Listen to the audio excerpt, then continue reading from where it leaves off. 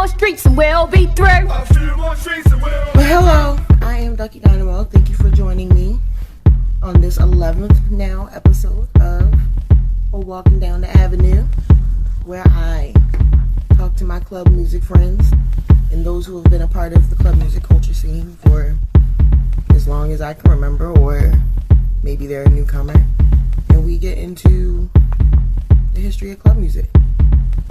More so, their history, as we continue to unlock the true story of club music based on those of us who have been there and have been from the beginning. Today's episode, we're being joined by Mr. McFly.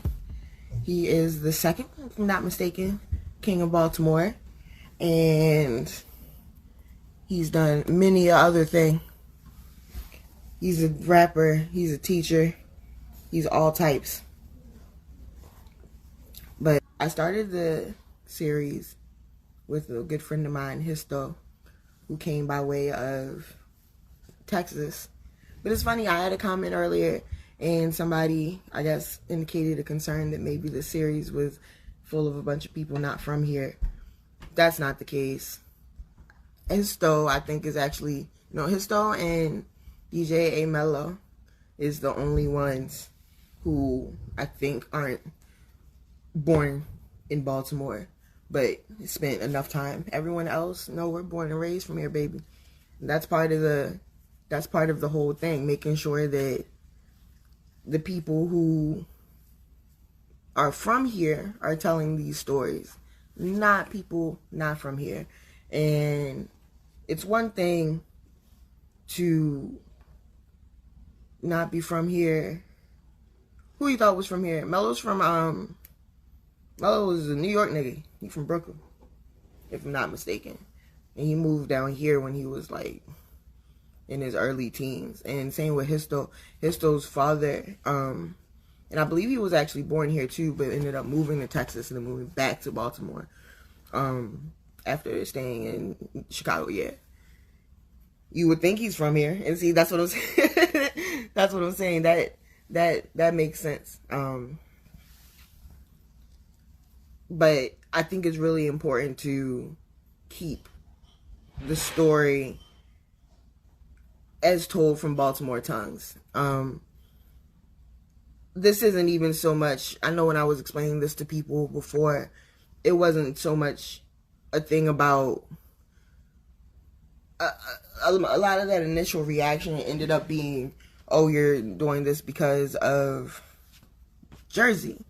And it's like, no, that's not even the issue, because I don't have a problem with other people, other cities, other places coming and taking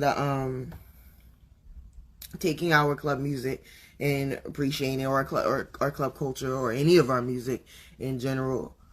And that's not that. It's just, I feel as though when it comes to art, and when it comes to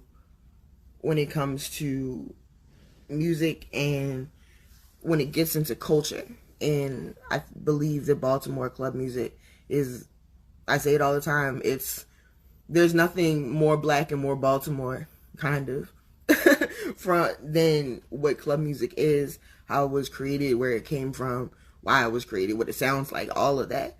So to let outsiders be able to speak on this, but exclusively, it's the gentrification thing, and not all gentrification is done with ill intent.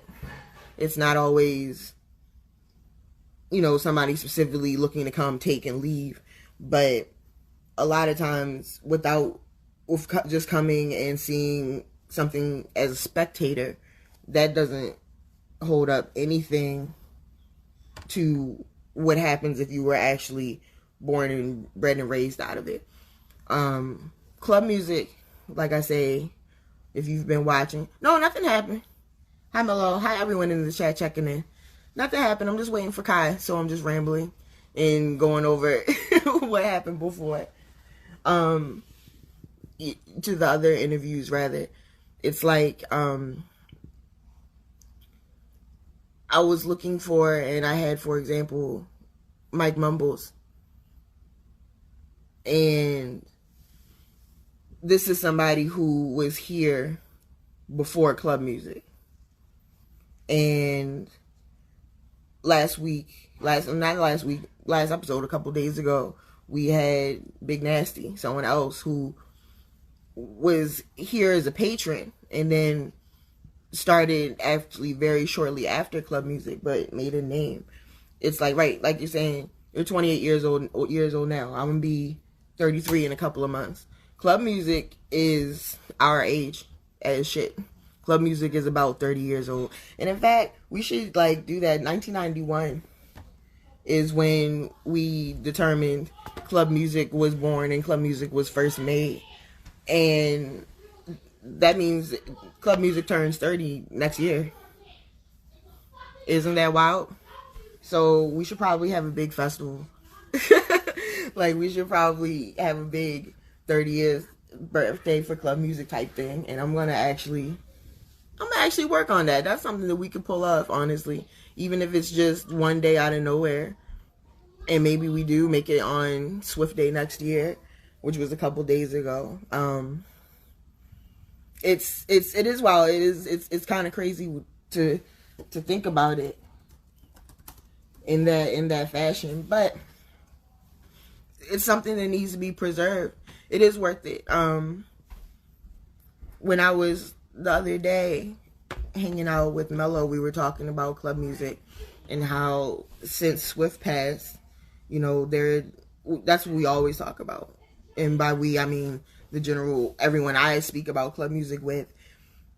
There's been the gap, and since Swift passed, a lot of the OGs who were there, they lost the feel of it, and the club scene kind of disintegrated a little bit.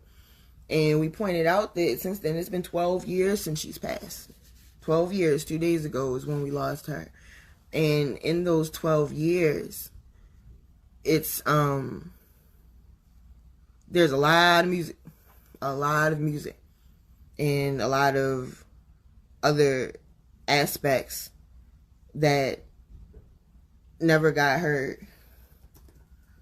And that's a long time. 10 years of music that people kind of haven't gotten to and haven't heard. But in those 10 years, how much influence in Baltimore Club have you heard elsewhere? And for those of us who perform it and DJ it, make it, create it, and have been able to move around and see what other cities do and feel about club music, it's like it's not equal. There's a disconnect between the type of recognition, I suppose. And I believe a lot of that is that's why I'm doing this project now, because it's like at this point in time, yay, Kai's here. At this point in time, now is the time that we should be able to talk about all this stuff and get it out in the open and get it somewhere in a medium where things are expressed and people can see club music for what it is, not just what they watched on TV. No, Philly is definitely very Philly's definitely very Baltimore Club vibes. In fact, I think you were in there if you saw when Sega's interview had he himself was like, I make Philly club music because I'm from Philly, but I'm making Baltimore club music. He considers himself making Baltimore club music, and it's just the fact that, hi Kai. What's going on? Nothing much, homie. How are you? Long day. I'll tell you later. Tell you later. Okay. It's one of them days, man. What's going on though? How y'all feeling? Nothing. Everybody's cool. I was just going over, just explaining the project in itself and talking about the importance of why we are talking about club music, but why we are, as in people who are from here, born and raised here, born and bred here, and stuff like that. But that's a perfect segue, because you popped up as soon as somebody mentioned in the comments the difference between the fast and slow music, and I was like, well, that's a dancer conversation. And now here you are. So, for a second, real quick, for Who's that? those Oh, what's going on, S. Dot? for those people who might not be familiar with you, tell us a little bit about who you are, real quick, and what you do, and what you mean to this club scene. Uh, for those of you who don't know me, my name is Kai. Kai McFly, just Kai, whatever you want to call me. I've been in the Baltimore Club dance scene for 20 years now. 20 years dancing, known. I started out house parties. I was a kid. I was like 9 and 10 years old going to house parties. I had older siblings who would take me places. By the time I was 12, I was like a household name. Buck Jones, Nasty, Mike Mumbles, all these guys used to sneak me into parties and clubs because I was too young. Like Buck used to like put me on his coat just to go in there and dance against people. True story, like real facts. But I'm 31 now, so if you do the math, like I said, 20 years. What do I mean to the scene? I'm not sure, honestly. I always felt like I was just a regular person. I do what everybody else do. I think the newer generation admires the fact that I still come around. So I guess you could say they look at me as a role model. So I'm guessing that's the best way I could put it. That's what I would take that. And that's why I was excited to ask you to join because of the dances. Like, yeah, 20 years. I know that. I'm going to learn a lot from you this time, I'm sure. But 20 years, it goes back to year 2000, that you are at the start of club music. Before you joined the show, I was just talking about how, according to what we've learned from our old heads about what, like, the first club music song was, club music's 30th birthday is next year. It's like, that's a fact. Club music's literally our age. So it's like for you to be able to sit and say that you've been dancing, as a known thing for 20 years, that's deep. That's a really long time. It made me feel old. No, like this is the one time I'm gonna be like, no, it should. Usually I'm like, no, we're not old because we're not. Nah, I'm old. No, we're I'm old. old dancer wise. Right. When you consider people's careers, usually when people are dancing, they dance for a couple years and stop because they party for a couple years and stop. Yeah. Like Nasty was said in the interview this week, he was like, every 3 years would the Doc's crowd change, basically. And it's like every 3 years there'd be a group of new people who kind of came in and, did whatever. But okay, so that being said, let's go back 20 years or maybe even more. Tell us about the first time you heard club music. My mom and my dad used to own a club. The club was called Aviance. It was off of Sinclair Lane and what was that street, Sean? It's Sinclair Lane. It's right there where the split is at. Yeah. But that's Sinclair. It's like the bottom of Sinclair Lane or something. But anyway, my parents, that's my older sister in the background. Yeah. It's Bella Road at the top, so the bottom is something. Yeah. So they own the club, right? There was a big building, and it was called Aviance. They owned that club from the time I was like 5 to like 8. Or 8 or 9. It was like real swift, real fast. They had everybody come to that club. Mike Tyson, Escape came there, and I was a kid and I was meeting these people. And my mom had an office. Like if you go to my mom's house now in Park Heights, she still lives in Park Heights Day. You go to my mom's house, she still has her little name tag thing to sit on her desk. Like, all these, like I met a lot of people, so there is where I was hearing club music. I would hear club music. I would hear house music.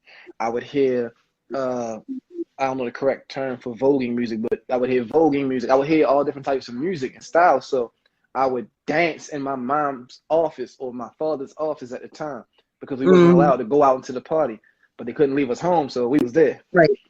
So that was my first experience with it. And this was like I said, this was like 94, 95. Right. So, oh, that's cute though.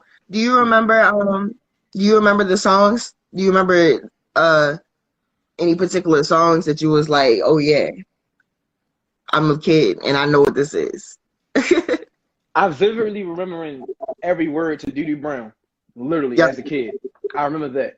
But after that, it was like, Girl, I'll House You.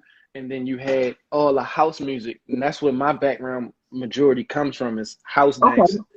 I Okay. really wasn't a club dancer first. I was a house dancer, and I was more so on the lines of like popping and breaking and things of that nature. It wasn't Mm-hmm. until I got till I was about 10, 11, 12 years old where I transitioned from housing to actually club dancing. Mm-hmm. What do you what's the biggest difference in, because okay, so I didn't know that you came from an actual nightlife house, basically. Yep. You I know, mean, so I came from like a what you call it? I came from like a Jackson 5 family. right, right, Everybody does something. Everybody right. does something. Everybody that sings, um, anything you can think of. You walk in my house at any given day, you might hear somebody singing a country song in the kitchen. Mm-hmm. And then my mama come in and she'll start singing. Then my older sister will come in the door and she'll start singing. And they harmonizing. It was one of those type of houses. So I was always around music. Right, right. So it's not even just the music you were exposed to by your parents owning a club. You got to see, the inner workings, and you got Exactly. So to again. And I suppose right, then I can assume that's then what led you into becoming the promoter version of you. That right. and even things about that. Do you want to speak on what it was like being a promoter for the club music scene? Well, like you said, it started as me being a kid, so I would watch and I would learn because my older brother was part of security for the club, and they was also promoters because they was like a young singing group at the time, so they always promoted. I would see how they would move around and promote for the club, so that's what taught me how to promote for myself. So Mm-hmm. by the time my cousin Jamal, as in Black Star, who's my Mm-hmm. real cousin, Mm-hmm. by the time Jamal made his first club song, Jamal was 14, 14 or something like. He was like 14 or 15, and I was like Yeah. 11. I was about 11 years old when he made like Told It and things of that nature. I was there, like I was with him. I was in the basement. I remember it vividly.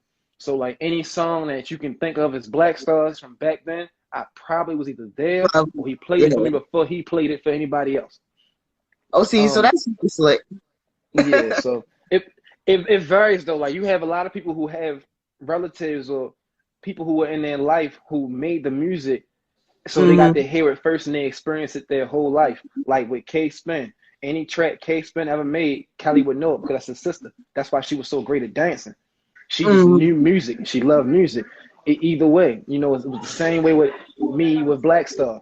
I started Mm-hmm. out, I was a solo dancer, but I was in Star Productions. You get what I'm Right. saying? What's up, niece? You can talk to me. I'm But doing an interview. all right. Yeah. A little bit about Star Productions and what you got to see through being involved with that and Star the growth. Productions was a gang. Like, no, I'm messing with you. But nah, to be honest with you, Star Productions was lit. Imagine being, like I said, 12 years old, 13 years old, and you riding around with people that are 3 years older than you. They in high school promoting parties. You going to all these high school parties. You talking to high school girls. They think you older than what you are. And then they Mm-hmm. all just saying, oh, dance, dance. I want to see you dance. And then it's like a specific song that your cousin would play just to make you dance.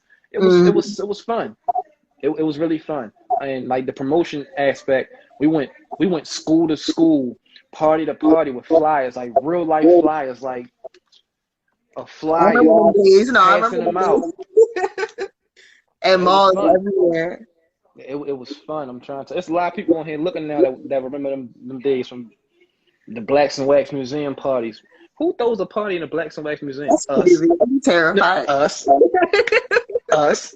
You know what I'm saying? Like we threw parties anywhere, wherever they would allow us to. We threw a party there. Ralph J. Young Rec, Mm-hmm. Hearn Run Rec. We started throwing parties at the Posters and the VFWs and Mm-hmm. all these different places and things like.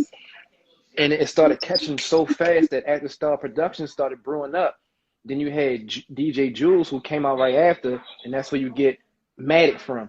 Right. And then once you get Matic and his style of club music, and then you got Jules throwing his parties, they're throwing their parties on the east side of town like us, but they're doing the VFWs in the post, where you got Fat Man doing the county parties out the post. But then Star Productions, we in the city, we over Eastwood, we in the hood. So any hood rap you could think of, we throwing a party there. And everybody was coming out. And then over West, you had different people. You had Be Easy, and you had like K Spin and them throwing stuff out down Cherry Hill. Like it was like sectioned off, like it was like gang area. It was just so cool. That's so, like, that's one of the things that I always bring up about the history of our club scene here. And if you kind of track like how we used to party, I said it before, I think you was in the chat that one time, like we did party anywhere. It was even by the time I got involved directly in like 2005. I was like 18, 19. So like 2005, 2006 is when I was first able to start coming out to see these parties and go to these things. Yep, that's where I met you. And look, I met you in the docks, but I saw you everywhere else. I really pushed myself out there. I ain't gonna lie. Yeah, and it was like, that's one of the things I always noticed. It was like a movement. It was, even though it was for intents and purposes a bunch of kids just going to party, because these were high school parties, these were all ages parties. It wasn't 21 and up yet. You know, it really was a party for everybody. Everything moved kind of like as a system and like a legitimate business. And it was like, oh shit, like this is, it's like, this is real. I mean, you actually had people who should try to sabotage other people's parties too. Yeah. Like get them shut down. Yes, I was expecting people would call it people. Listen, I could tell you stories for days. I remember one time they tried to shut our party down at Black Wax Museum, and I was in the car with Black Star at the time. We was on our way there. We get there, security telling us that we can't get in there. So he like, it's my party. Why can't I get in there? She's like, yeah, well, we shutting it down. He was like, all right, cool, bet. They made everybody get out. The security guard was still running off at the mouth and everything. He looked at me, I looked at him. We just walked away. We ain't never see the security guard no more. He just faded off into the crowd, getting beat down the street. They was whipping his ass going down the street. But it's organized crime when you do stuff like that. When you're trying to sabotage a party. The Fridays and Saturdays would be real, and not even just that. We also had so many other days.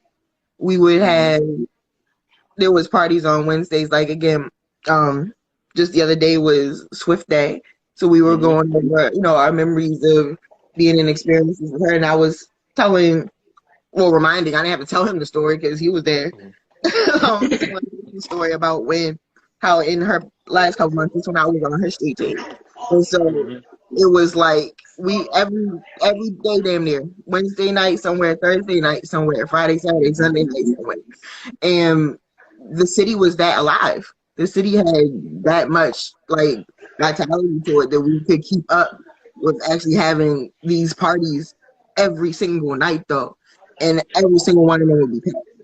Every single one of them had people participating. Where is your favorite place? That being said, with all the different places you've experienced the club music party, what is your favorite? Where do you think it belongs? Like you've seen it go from, house parties to clubs your family's own, clubs everyone else's own, and I'm sure the festivals and even trips out of town. It's like what's your favorite place to be Baltimore? My favorite place to...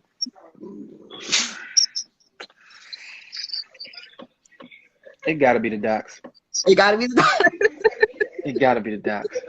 It's nothing like, listen, I grew up in the era of like, I went to Hammerjacks, I went to the Tunnel, I went to Sonar before they changed the name. I went to 5 Seasons. I went to Club One before they turned it into a parking lot.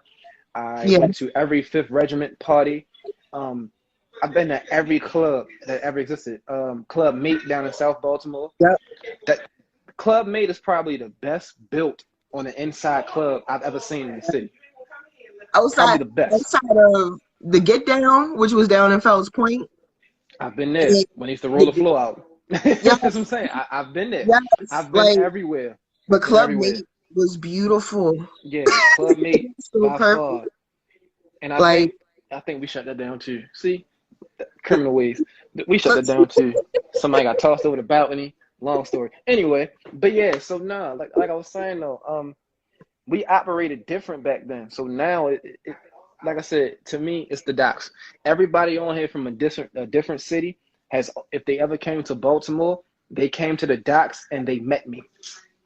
right, It's like they made it their business to meet me. I don't know right. why.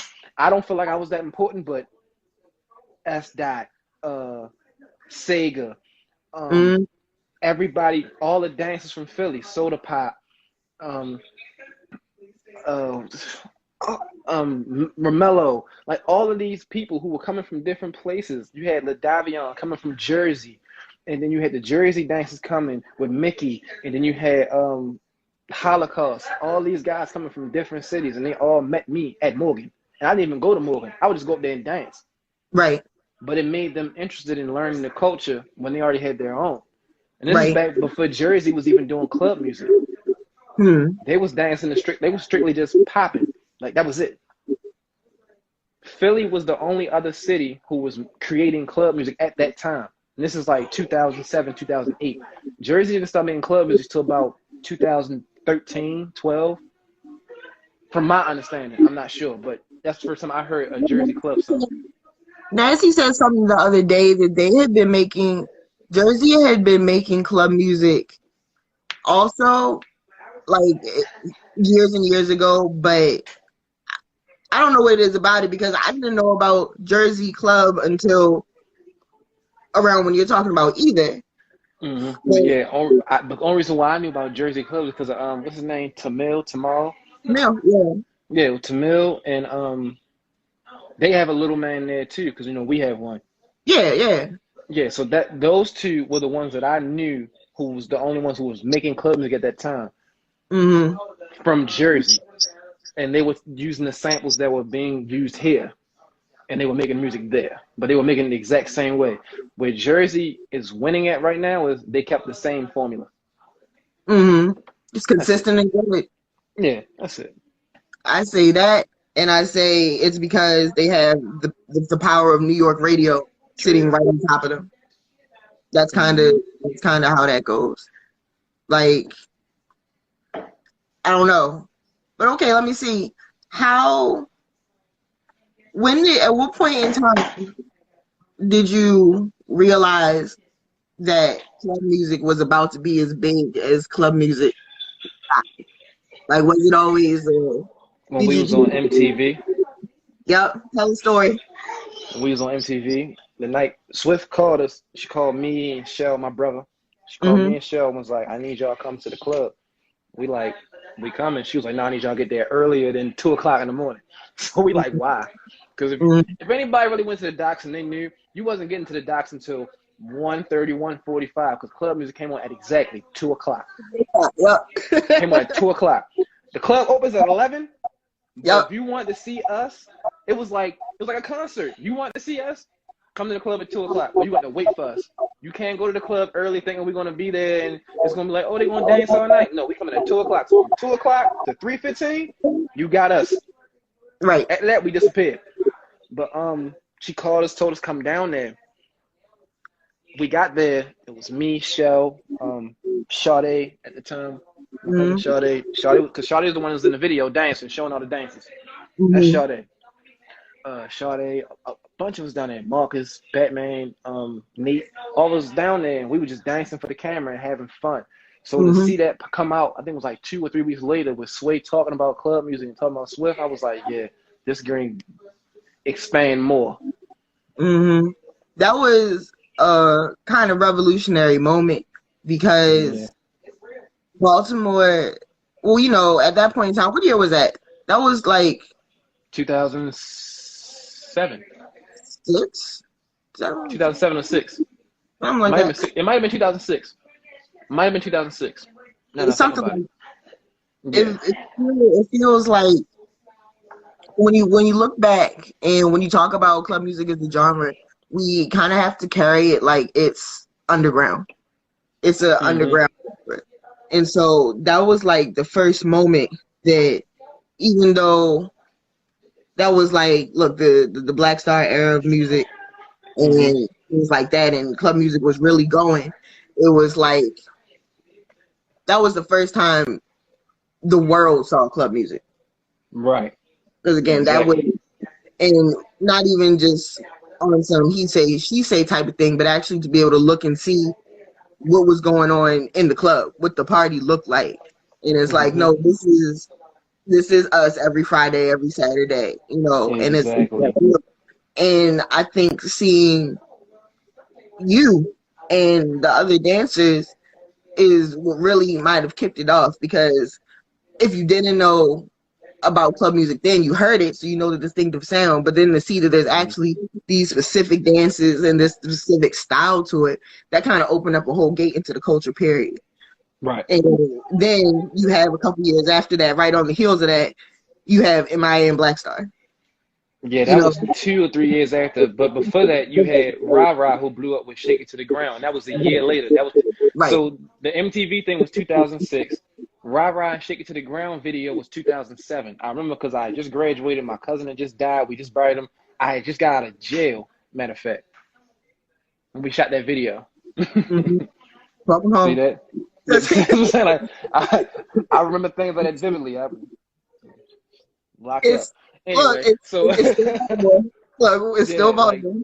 yeah, I was a kid, but I was living wild, reckless. You feel me? I locked up on a gun charge, but I remember getting out, and when I got out, we shot that video. That same day I got out, we shot the video, and the video just blew up everywhere. And then right after Yeah. that, MIA took a liking to Ra Ra, took her on tour Mm-hmm. with her. Then boom, next thing you know, MIA song come out. Did you ever go on tour? Yeah. Where'd you I was go? the Tell me. first. I was the first one to go on tour, Ra Ra, MIA, and then I felt like it wasn't something that I wanted to do. Mm-hmm. So instead of it being me, I pulled in Robbie, as in white boy, and I Mm-hmm. gave them Robbie, and then Robbie was the first one to take it and just he Go with traveled everywhere with mm-hmm. MIA, like cross seas, everything. After that, Rara came back home and she wanted to do the whole show thing and travel Mm-hmm. with dancers. She came to me again and she asked me to do it. And at this time now, I'm working at the hospital, so I'm telling her like, Mm-hmm. my daughter was what, like 4, 3. She's like 3 at the time. I'm like, yo, I'm not gonna be able to go, but I can help you like put it together. But Right. you can get like other dancers, Pac-Man and Mm-hmm. Mario. I'm gonna say Take that's where them. yep. Take them with you. I told her, hey, Pac and Mario, routines, that's what you want. Take them. Mm-hmm. Because she wanted me and Bud, but I kept telling her I'm not going to be able to do that. I can't fulfill that for you because I have a full-time job. Yeah. So Pac-Man and Mario, they took it for a nice run. And then I think even Travis went on tour with them a couple times too. And then he came back home. But for me, I went to Philly, Jersey, California, been to Detroit. Uh, I was supposed to go to Memphis, but I didn't go. I stayed home. And then we went to Jersey a couple more times after that. And then after that, by that time came 2011, I started doing music. So Right. with dancing. Where was your favorite place to where was your favorite place to go and see California. in California? California. To see the people in California react to what we do Yes. it gives you a reassurance like we doing something totally different and it's cool and it's right. It feels right. One Right. of the OG poppers, he saw me dance. Me and Shell, matter of fact, he saw us dance and he said, "That's cool, but watch this." And he started doing all this other stuff and everything. And then Shell was trying to dance against him. And after that, he walked up to us and he was talking to us like, "Oh yeah, what you guys have is really, really dope. Keep Mm-hmm. pushing and keep moving forward." But he didn't know that me and Shell had been doing it for so long. We was like on our way out, and the new Right. era was Travis and Pac-Man and them coming in, and TSU. They were under us coming in. Right. So it was just like, man, it was just fun. But California was the funnest place. But it's nothing like my interstate brothers and going to Philly and partying with them. Partying with Rock Too Easy and them, it is So nothing like partying with them. I remember I was gonna save that story for when I finally get to interview Neek about, I think it was the first trip that he put together. It was like the Philly first versus Philly Baltimore, road trip. Yes, when we went up on the bus and the bus broke down, and and it Ram was 13. Ram was like 12 or 13 at the time. and we was all packed on that damn bus. Listen, y'all gotta understand something. We was on this little bus going to Philly. The bus broke down, and we was having a tutting session on the back of the bus. Yes, Like they was passing tuts down the line. Like people sitting side by side it like was this. a So when it's coming limousine bus. around, It wasn't I'm the sitting real in the bus. middle of the bus, and it's like you gotta catch it and then pass it to somebody else real fast, and it's going around the bus. It was the funnest time ever. And we sitting there on a hot ass bus. In a limousine bus. It was ridiculous. But Mm-hmm. it was like just that type, just knowing that, like, how many other club scenes go to do that? Like, things like that make you wonder how many other things really are like, no, we're gonna get in the bus and just pile it full of a group of us and take our party to a whole nother city That, just to do that. that's Unique's mind frame. That's what I'm saying. It's like, Yeah. do we really? And then Philly responded and did the same, because I remember a good couple occasions when the Philly We folk went came there. down here, Mm-hmm. Yeah. no, and came to Oh the yeah, dock. We they would want to be in the smoke. box Man, like, listen, they want to smoke, man. I would get a phone call 2 days prior, like, yo, I'm just letting you know, I'm being in your city on Friday, bright and yes, early. So I see you at 2 o'clock in the morning at the docks. I'm like, if you don't get out of my face, and they all would come together and would yep. be there waiting for us in the And middle of the floor. I remember, because we would, Man. me and my friends, we would come because we was cheap and didn't feel like paying, so we would come like around midnight. At 11. So just, just barely so we could make it in.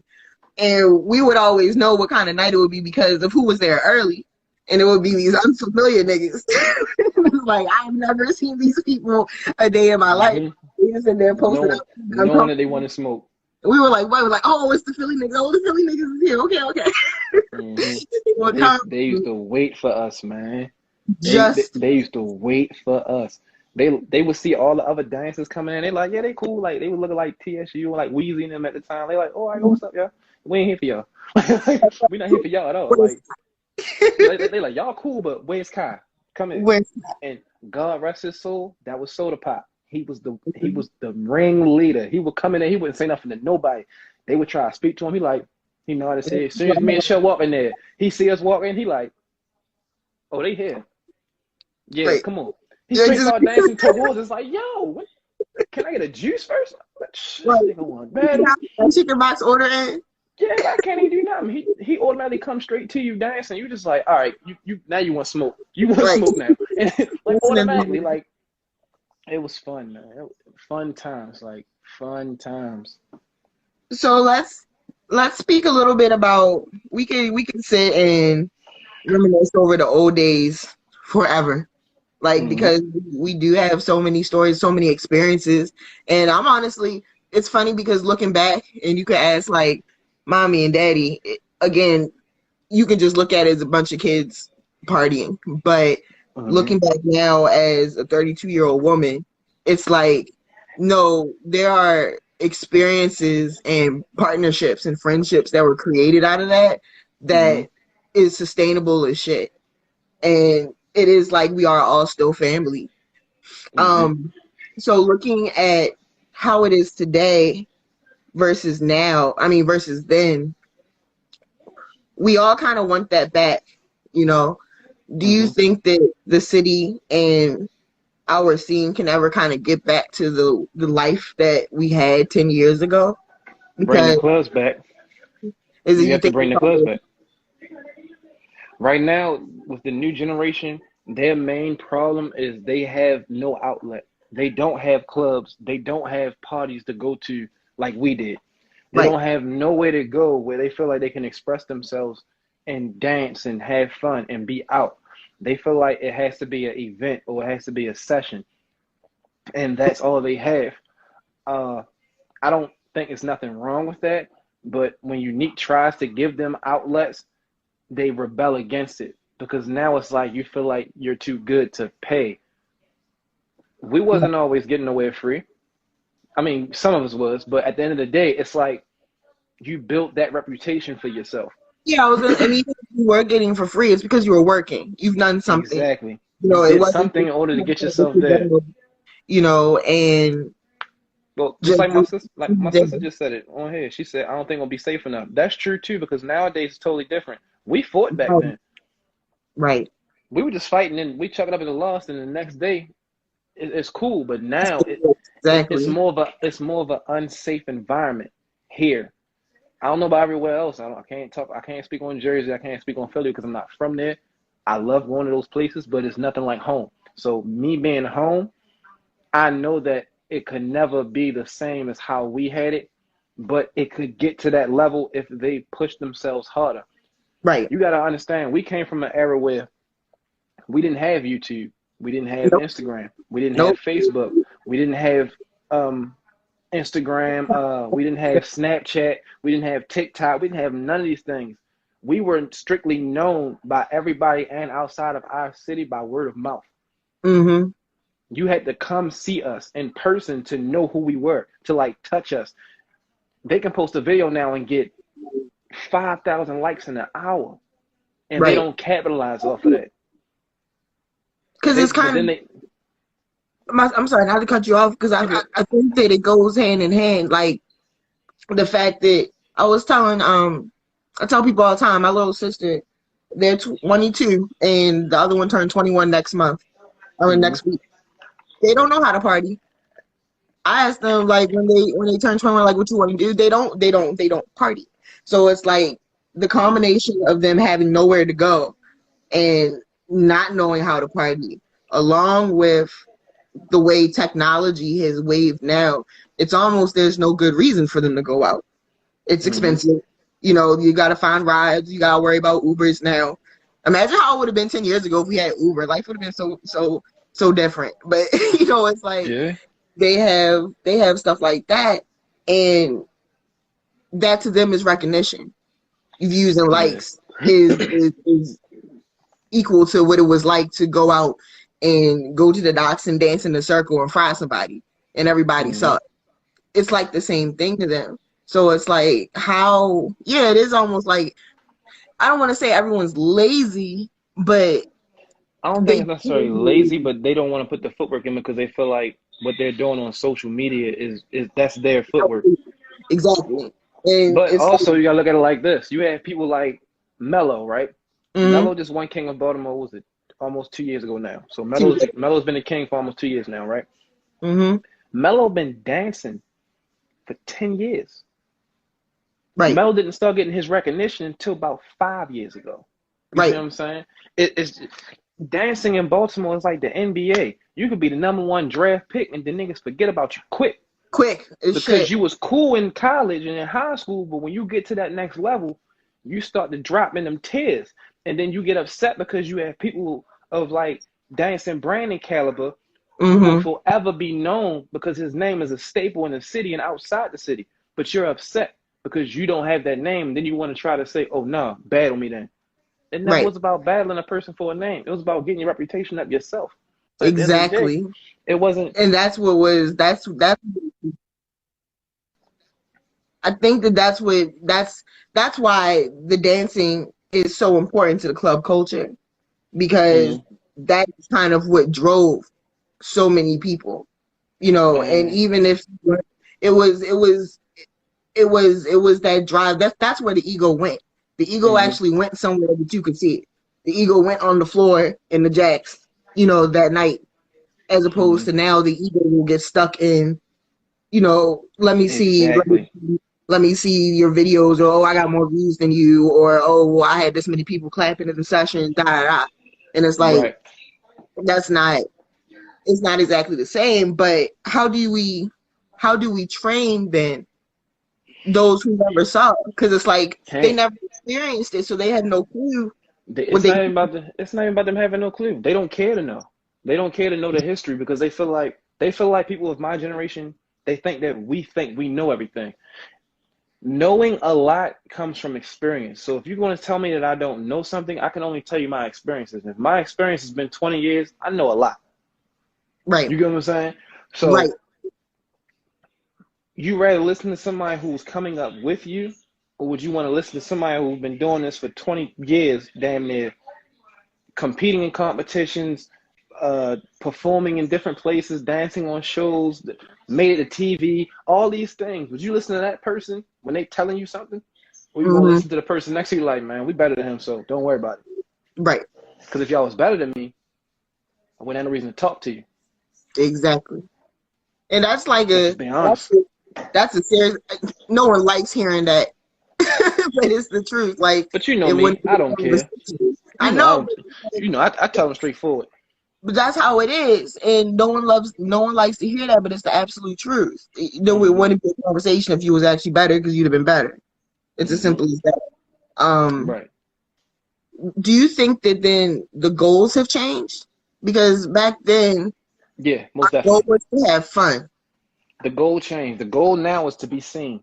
The goal right? now is to become famous or try to make a name for yourself. The goal now is I got more followers than you. I got Right. more likes than you. I have more views than you.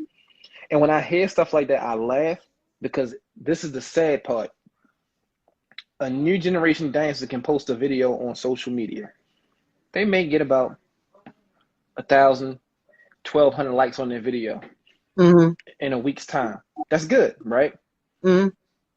It's Sure. sad if I post a video today of me dancing and I get that in 30 minutes. Right. That's sad.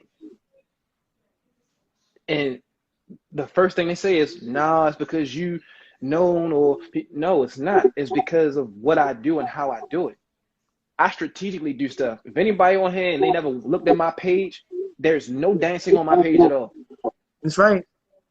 And every time I post a dance video, once it gets to like 1,500 views, I take it off Take it and off. go in my Mm-hmm. archives. Why? Because one, I'm all about my music and that's what I'm promoting. But at the same time, don't ever get it twisted. I can still do that too. Right. So when I post it, I'm posting to show people like, hey, I ain't stray away from my roots. I still got it. But this is what I'm doing now. And I want you to focus on this. That's what we got a whole nother dance page for the all the Heartbreaker members. And it's called the Voltori. You go to that page, you see all the dance videos. But on my Mm-hmm. personal page, you won't see dance videos on Dance and Brandon personal page. You will Right. never see a dance video on Shell page, Juice page, and you won't see it. But on Mm-hmm. that page, we have all of it on there. Mm-hmm. They oversaturated social media with dance videos now. To where as though you post a video, you post a new one the next day, you post a new one the next day, and it's all starting to look the same. Right. And So when that's what happens. I spoke to a couple weeks ago, I interviewed Alex, who run the Be More Than Dance page. Not the Jersey. Be More Than Dance, the yes. Mm-hmm. The Baltimore music dance videos page. And he spoke highly, of course, and he stressed the importance of the content. You know what I mean? And making Mm-hmm. sure that everybody does have that, has views, has videos and stuff that they can put up that look good. But I a little bit had the same kind of thought. It is but at what point in time is it too much? Because especially when you start looking at the big picture. Because Mm-hmm. internally, sure, put up a video of you dancing every day if you dance every day, Mm-hmm. and do that with your peers, and that's what's up. Stay practicing, stay sharp, go at each other, whatever. But again, when we're talking about the gaze from other people, when Mm-hmm. we're talking about people who not from here, when we're talking about people who don't know where this culture is, Mm-hmm. that it gets muddy because it's like, They don't like what I found out. The newer generation, they don't like the basics. yeah, They it's don't like the above, basics, and they never learned it. So they feel like you said, it's above them now. They right, feel like they're so advanced, they don't want to do the basics. And I do the basics in all my videos, and them videos go like this. right.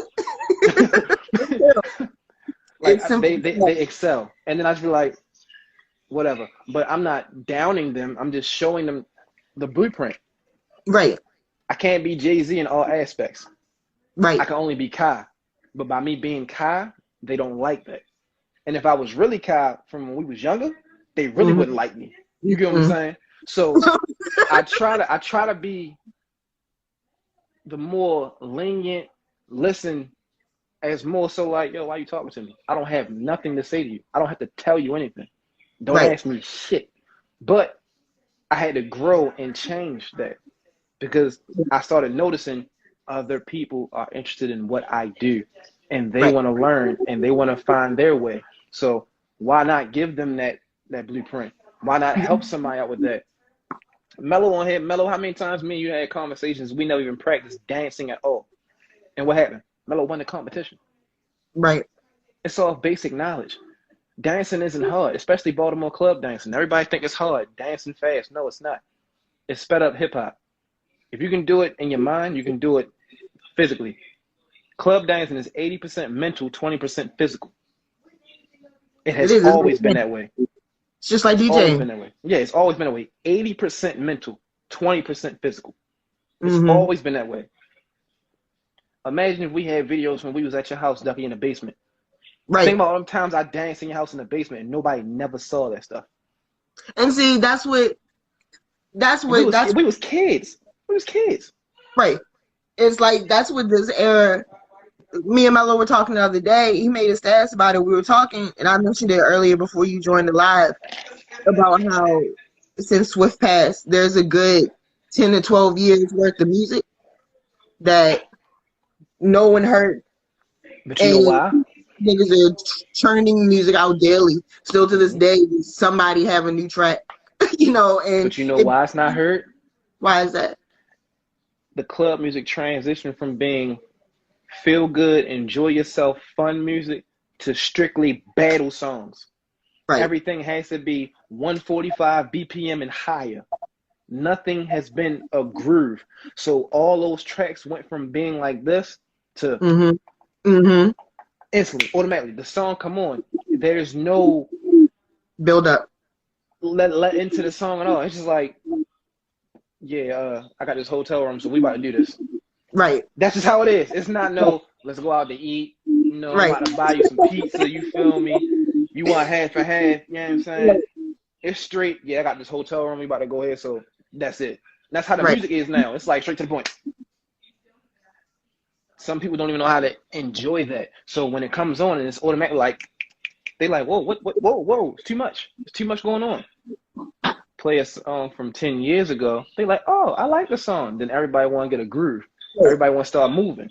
You play a new song, it's like you're trying to catch it. It's like they're chasing after the beat. That's why I'm like, how come? I guess it just goes back to the fact that a lot of people who I found it. So the past 5 years that I've been DJing 5 years now. And I've made a couple of tracks. And so I've, of course, worked with a lot of producers and stuff. There's a lot of producers who don't like to party. At all. And it's mad. You want me to keep going? None of them like to party. On the list, they don't like to party. However, those three that you mentioned manage to still catch it, and they can still they can still make something to the groove. Listen, but Rock is a non-dancing person. He makes predominantly in the last 15 years probably some of the best club music from his generation. Right. And so it's like, is there a correlation, or is it another kind of just casualty of circumstance that the music started speeding up and the music started becoming more battle prone, battle Rock heavy? fault. At the same time, the clubs disappeared though. I blame Rock. He know I blame him. I tell him all the time. If Rock would have never started just strictly making battle tracks and kept making songs how he was making them in 2008, 2009, once 2010 hit and he started making this everything just straight hard hitting all battle tracks, and he was making preliminary songs, and that was for like the competition. He stuck on that mind frame like, yo, I just gotta make it like this all the time. He do that. The next producer who admire him, they're gonna start doing that, and then the producer that admires that person, they're gonna start doing that. Then it's a trickle effect. The next thing you know, all you got is battle tracks. Right. So and that's how it happened. Who then? we needed somebody to do the other end of the trickle effect thing. You know, because it's like if you have the triple effect with the why was the deviation to music like that so strong? In that, Because it was a newer version of club music and it was a younger crowd. So by being a younger crowd, they don't care about grooving. They right, care about, I'm gonna battle you. I'm about to beat you. Like, let's get it. Like, I want pauses, breaks, stops, all that in one song. right. Right now. Put it in there, play it. I'm about to learn every part of this song and I'm gonna catch every beat. That's what happened. Play Night Train in a dance battle. None of them are gonna dance. No, they get mad when Night Train's like I can bet you money none of them will dance. Play they Night get Train. They will stand there the whole battle like this and wait for you to change the song. See, okay, so see, Mello said that's one of the things we were talking about. At the same time, that's why I'm like, there's a gap. There's a Boy, funny who gap. taught you how to spell tutelage? Shut up. Fuck out of here. Now you want to be smart and shit. But Now it's you want like to be smart. between the But no, generation. it's not even about tutelage. You know what the problem was? They so afraid to ask for help because they feel like they can do it on their own. Nobody ever asked. If you ask them, they'll help you. If you ask Rock, he'll help you with anything. Rip, no. Matic can help you. Maybe. But Rip, no. Rip gonna be like, oh, you want to learn? Cool.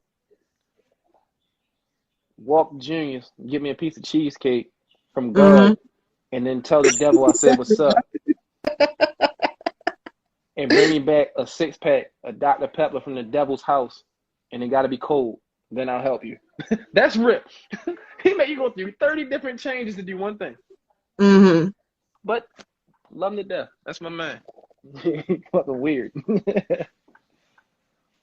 Yeah, y'all starting to write paragraphs now. Y'all know my eyes ain't good.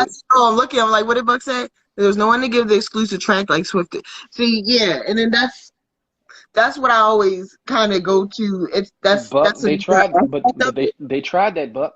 They tried that when they tried to reintroduce it with another female DJ with Angel, and then once Angel started getting that run and that groove with it, Angel career started picking up going elsewhere. Now Angel was traveling. Now she's a DJ for an artist, and then she went to a total different city and she had her own radio station. So things like that happen, you know. But Angel, that's my baby. That's my heart. That's my little homie. I bang Angel. I was always sad that I got in when I started the DJ lane. I had started that right before she ended up moving, so I never got a chance to speak with her or with her that much because it was just a couple years ago. You know, she was on the radio and she was also simultaneously in what was it, like Carolina somewhere at the same time. Right. But you had people saying, oh, they try and make her K-Swift. No, they're not. Angel was just Angel. Angel was just Angel, and she loved the culture the same way Swift did. So she was trying to do what was right. And a lot of people wasn't backing her with that. So that's what happened. She moved on in her career. Right. Look at Kelson. Kelson left for like 3 years and went to DC. Right. And then he came back as the ops programmer now or something like that. He run the station.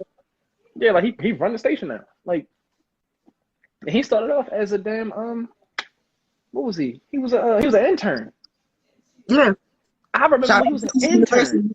I remember when he was an intern. You see what I'm saying? Right. Like, I hope everyone is having a good day. Wearing your masks. Washing your hands frequently. I can say that this commercial break was brought to you by Royal Farms. Their $5 chicken sandwich isn't as good as Popeye's chicken sandwich. But for $5 it's not that bad.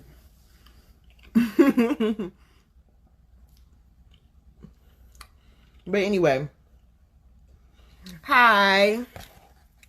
Thank you for your comments. Thanks for everybody for all the comments though, because that's why I do these live, because the commentary is important and lets me know that I'm not saying no bullshit and all, nothing crazy. But no, when Kai come back in, I think we're gonna talk. We're gonna have a radio conversation.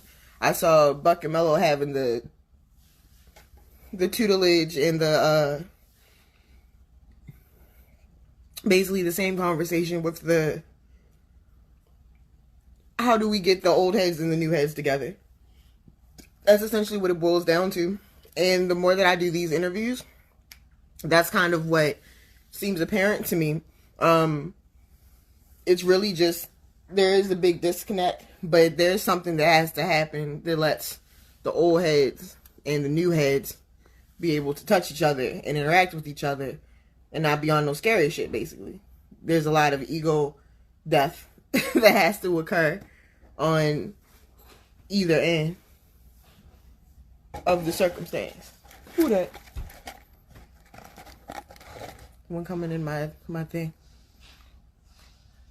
But yeah. Kai dropped a lot of jewels. I want Buck Jones to come back in the chat. But spoke on a lot of things that make it evident. I'm trying to see who was playing on here. What are you doing? Oh, you're still on the thing. What? I'm also still doing the interview. I'm being completely unprofessional. Oh, I can tell. I see you eating shit. I'm eating food. Come into the chat. There's a French fry on the bed. There's a French fry on the bed. Disgusting. You ruined my thing. We're having a special that's moment. Say hi. This is my sister. Hi. She's the little one I was talking about. She's not that little, but she's 22. And therefore, she represents the generation of those who don't know how to party. Because there is no party. Jessica. Yes. Sonny. See. Tell the people. Oh, no. Tell the people, until Kai comes back in, what it's like trying to party now. And that's from being able to grow up and watch how I partied. Like, you remember when you were a kid, how I would always go out. I would always be at different parties. I was promoting parties. I was throwing parties. And that was like a constant thing. Is that like that for you and your friends? No, not at all. And why is that? The kids of these days. Well, I'm not pretty. Yes, you are. But I wanted to be the ghost face. You can be the ghost if you want. That's okay. Well, kids these days, they're not, I don't want to say they're not into that. It's just they weren't introduced to that. A lot of them want to party. They want to, they just don't know how. They didn't have anybody to teach them those ways. I was blessed with this one here to he said this to me, to teach me the ways of the dance, even though we don't dance because our knees hurt. So we don't shake off no more. We do not shake off no more. And I mean, and we all learned how to drink young, but that's just how that goes. But there's nothing to bring it all together. Right. I mean, we know the sounds of Baltimore Club. Right. We know the sounds of things that we want to dance to. But if it's not for clout, we don't want to do it. And see, you said it, that's funny, because that's exactly what Kai and everyone was saying before. They were like, essentially, everything's online now. So everyone's in TikTok, everyone's in Snapchat, everyone's in Instagram, and therefore just dancing on video there For 4 seconds. for your little amount of time We don't got no stamina. right, is enough for everybody else to go ahead and be happy with that. Like I tell people all the time, y'all would much rather sit in an apartment at your friend's house and listen to music on Spotify, and that's your night out. But that's because everybody's so in their own head. Right. They're a little what's the word I'm looking for? Oh, it's gone. Insecure. I think that would be the right word, because like I said, nobody taught us how to party. So when we want to party, we feel a little, maybe this isn't the right way to do this, but I'm having fun, but also maybe not. I don't know. I think that every time I do one, I feel like there's another answer.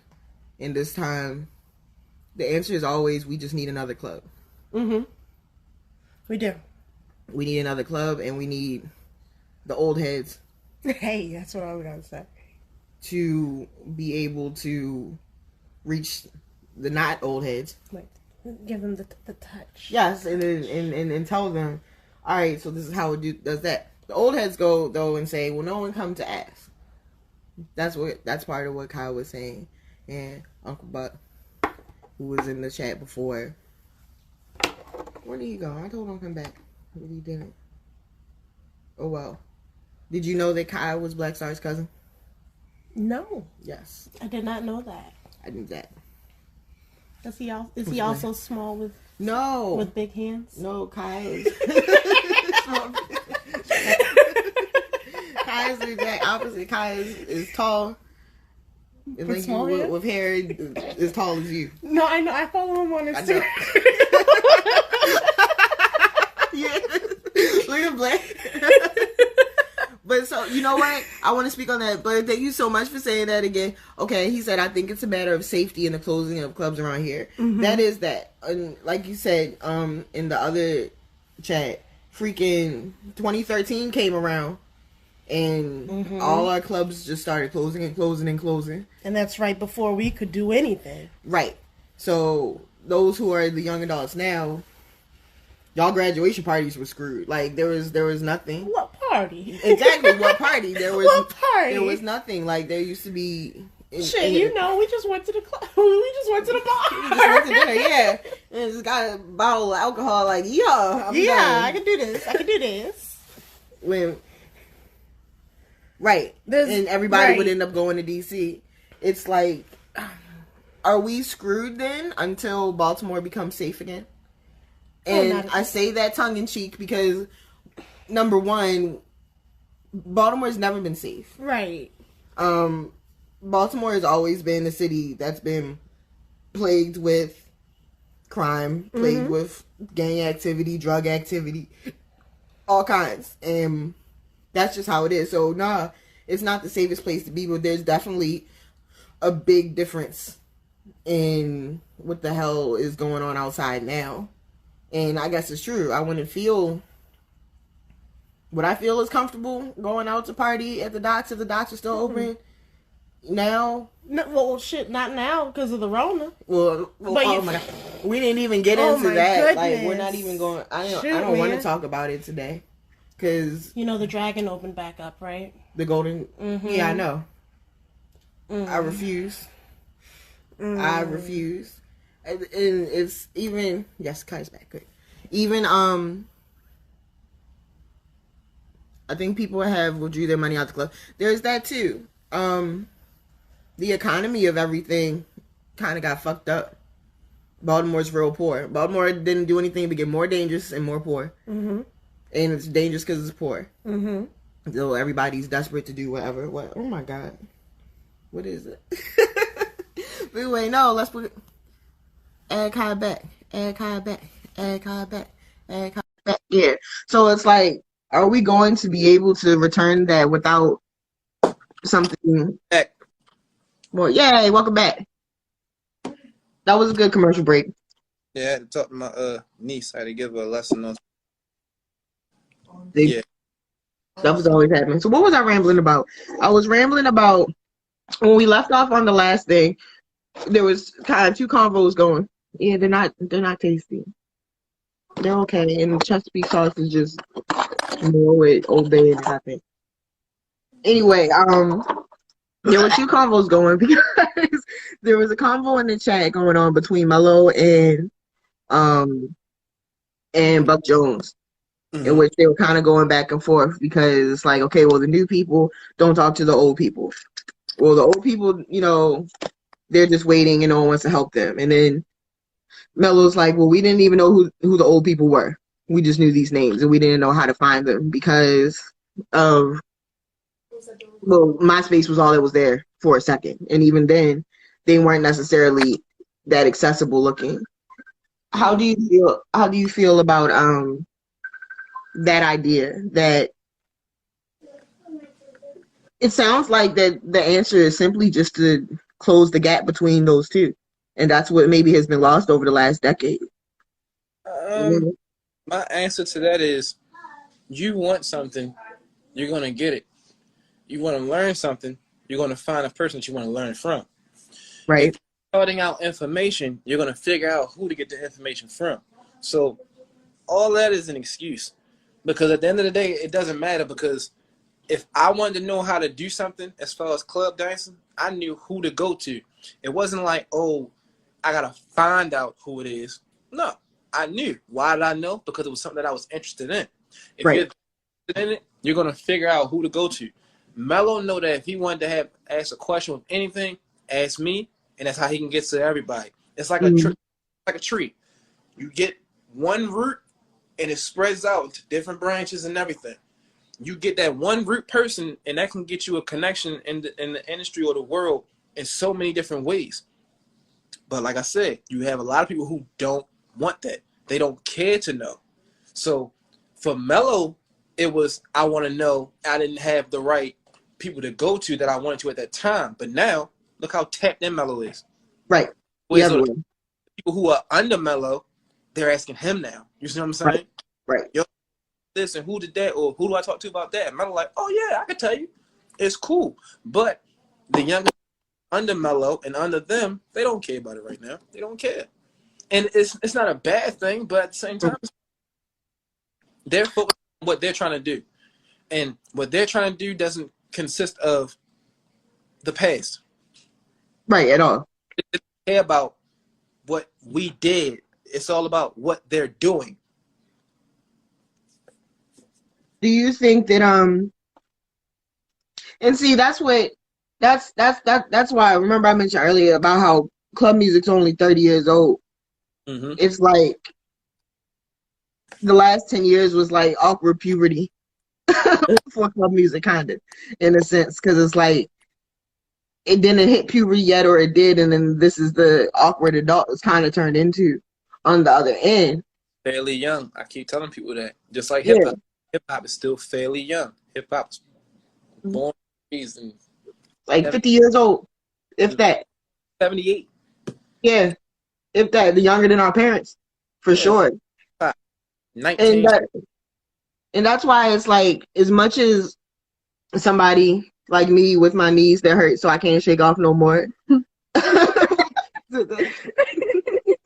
So, all them drop backs and back flips and knee splits and dips, and I can't do.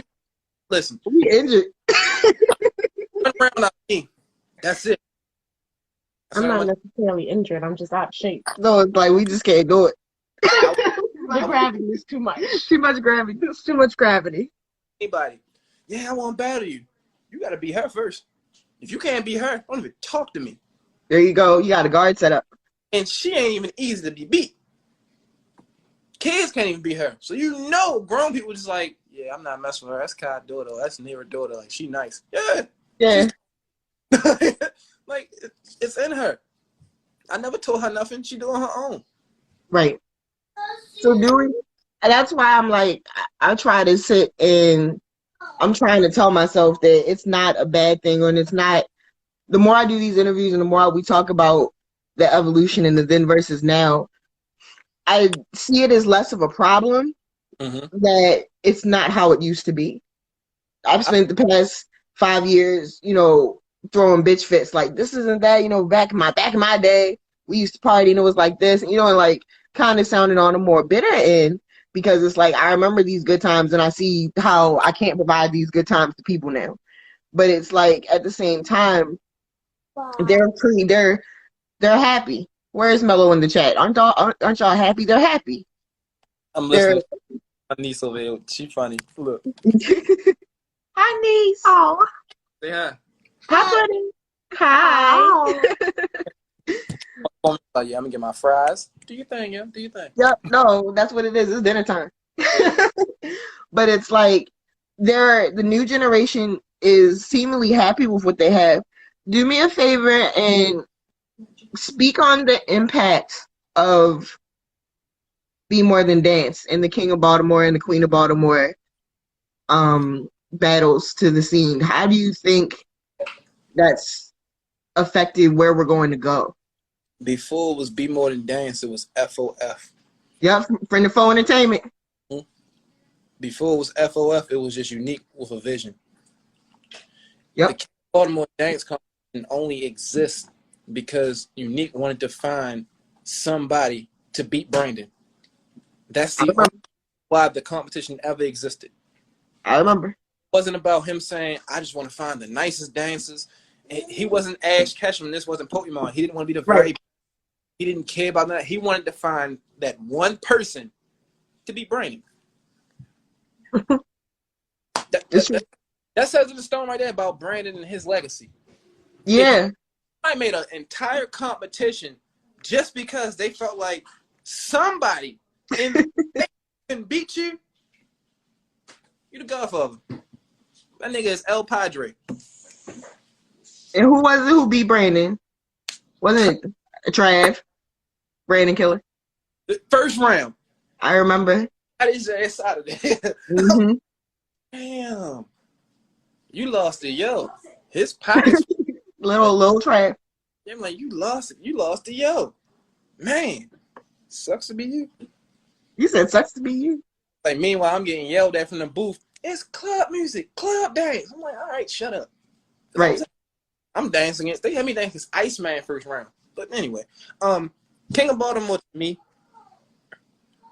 I'm not going to stole the fun, but it made dancing more competitive than what it was.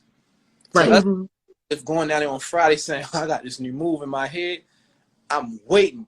I'm going to fuck Tay up. That's the competition made it like, oh nigga, I'm training for this fight. I want to do this. I want to do that. I hope I got dancing with this person. I got this for that person. And then it turned out, oh yeah, by the way, you got preliminary, so you got to audition to even get in the competition. Right. Just strictly battle is like, what you mean? I'm not doing that. Then you have a lot of people who don't do the competition at all because they can't. And see, it felt like after a couple years that it became very ESPN and very, very sports, very.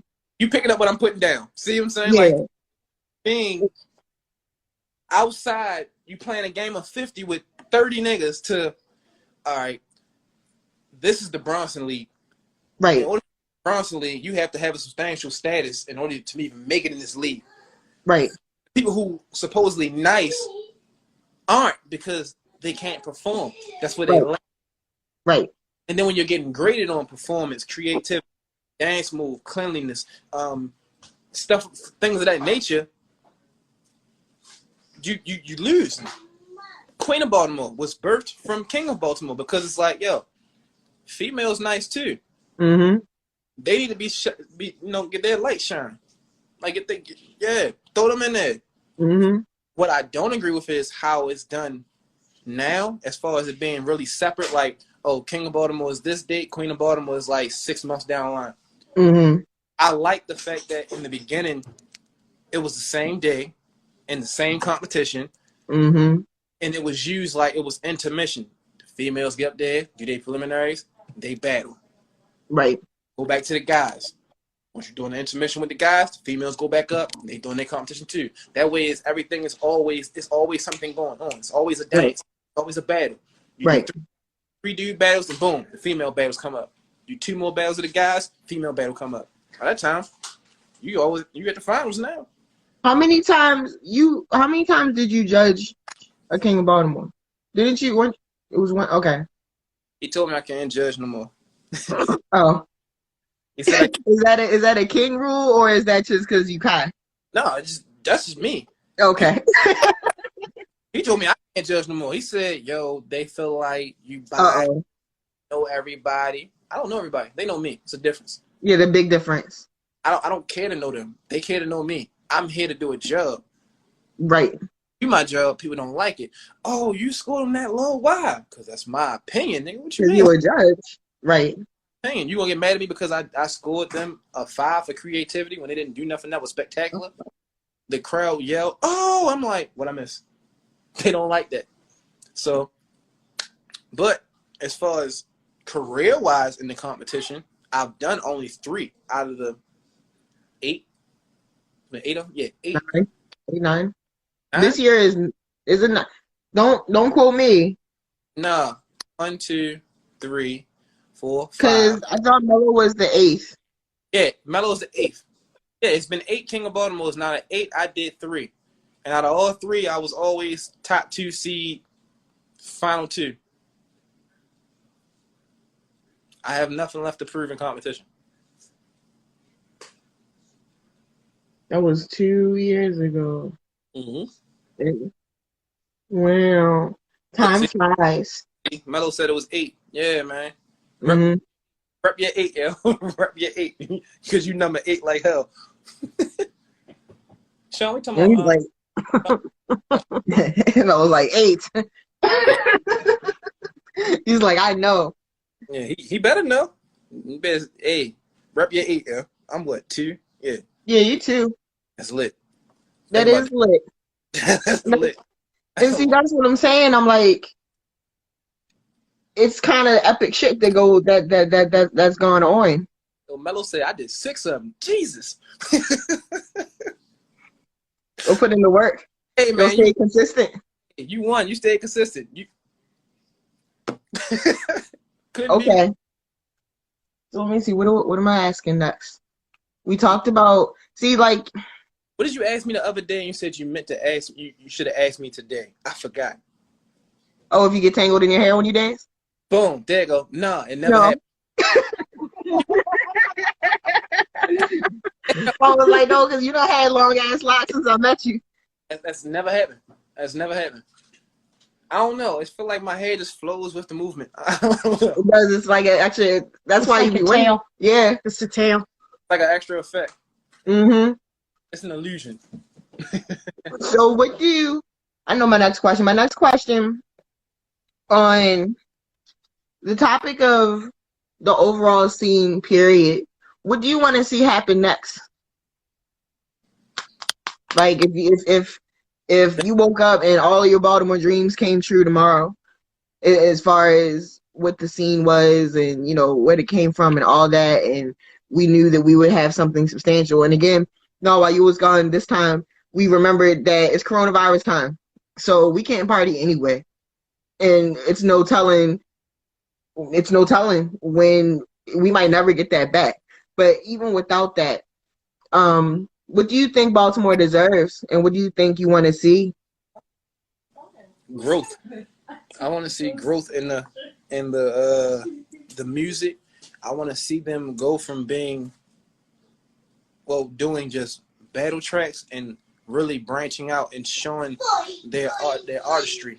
You know what I'm saying? Mm-hmm. Like, show more of what they can do instead of just making a fast-paced battle song. Actually, a song. You ever looked at one of Rip's like track out songs? Like tracked out. You see how long it is? It's thorough, yeah. It's thorough and expansive. Like club song be 2 minutes long, but when you track his track thing, man, I'll be like, yo, you put all that in there? He like, yeah. Why? Yep. I'm like, why? He like, because it serves its purpose. It grows, yeah. I want to see that kind of growth. Like that is extensive growth to me. Whereas though you just making a song and just dance to. Just dance to. No, make a song that's gonna be forever remembered. Be a person in the scene that will be forever remembered instead of people just coming to look for us. They supposed to knock us. They supposed to knock us out of the water. We supposed to be like you said, like the legends, like people tell stories about us, but it's mellow now. You get what I'm saying? Yeah. Like it's Melo's time now. It should be no reason why I'm at a gas station and people saying, yo, ain't you King of Baltimore, yo? Nah. I'm sorry for laughing that long, but I don't know why that's so funny to be like, I haven't been king of Baltimore. Everybody who remembers, yo, you the real king of Baltimore. I'm like, yo, it's What six does of them. that mean? Like, it's six people who want after me. Like, Yeah. they like, no, yo, you. I'm like, no. His name is Mello. Like, he's the king now. Like, he got a groove. Yeah. Him. It's not me. And they get upset. And they like, no, yo, I'm saying, no. I'm like, nah, I understand what you're saying. But what I'm saying to you is follow what's going on. Because Right. still stuck in 2008. Like that's so long ago. Funny, bro. Like, the scene has drastically. You had people come and change the entire scene, change the movement of the scene, all these things, and then you have Mello come back and make it back about strictly grooving and combinations. Mm-hmm. That's what I liked about it. Mello is the change, and he's like the great white hope. he holding it down for us old niggas. Because he ain't doing the new stuff. He'll throw it in there here and there, but he's keeping it alive and going. And then for him to transition from being the dancer to being the dancer, the king of Baltimore, and the DJ. And the DJ, right. Like, it's no other dancer that's doing that. I mean, Travis, but Travis is in Seattle, I think. And then, right. You know what I'm saying? Like, but at the end of the day, nobody did it to the capacity of Mello. Mello is truly one of a kind right now. Because right. Mello is dancing at the same time. And that's something that I pointed out. It's touching the three realms. In the interviews, I've always come back to say, Baltimore club culture, you kind of got three different shirts to wear. It's either you a DJ, you a dancer, or you like a producer. Because the DJs and the producers aren't the same. You know, and got producers who think DJs and they suck. You got DJs, producers and they suck. Mm-hmm. But I'm just gonna let it rap. Mello know who I'm talking about. He hate that I say that shit, but niggas suck. But anyway, hey, yeah, and that's Mello is one of those people who is actively wearing two shirts. You know, but actively wearing it though, because he's wearing all three. He's a producer, right, right, the DJ, and he's a dancer. He's wearing all three.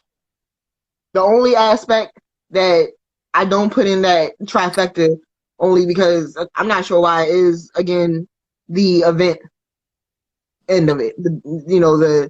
Like that's like where I come in. You know, I'm throwing the parties, I'm the that. But even though that. No, because his involvement with the with Unique and then with the PB&J, you know, it's like Gadget. Mello is Inspector Gadget. Mm-hmm. You need to change your name to Inspector Gadget, because that's what you are. Inspector Mello. I'm calling that from now on. I love that. We got it. I want my check. You got it. You got it. The royalties. Another one of the missing royalties. Yeah, yo, he is. I take my head off to a lot of the younger dancers, like Jordan. Jordan is just different. Jordan will never tell nobody, well, yeah, I'm a dancer. No, Jordan, like, yeah, I'm a stuntman. I like doing this, but I can do this if you want me to. Don't get it twisted.